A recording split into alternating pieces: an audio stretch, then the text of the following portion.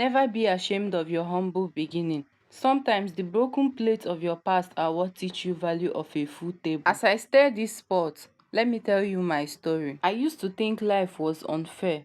Every morning, I watched other children walk to school with shiny shoes and new bags, while I carried my books in a nylon bag that tore every week. I remember sitting at the back of the class, not because I wanted to, but because my uniform was too faded and my sandals too embarrassed to be seen. When the teacher asked questions, I knew the answer, but I kept quiet. Poverty has a way of silencing even the brightest voice. Break time was the hardest.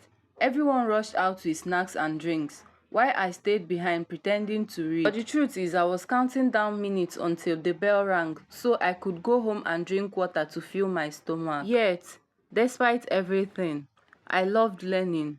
I loved the smell of new books, even if they weren't mine. There were days I went to school on an empty stomach, not because I wasn't hungry, but because there was no food at home. Sometimes I would borrow a pen and write my dreams on the last page. One day, I'll make it. Years later, I did. Not because life suddenly got easier, but because I refused to let my background keep me on the ground. Now I can afford the things I once prayed for, but I still keep one old torn sandal in my wardrobe. It reminds me that dreams don't start with what you have.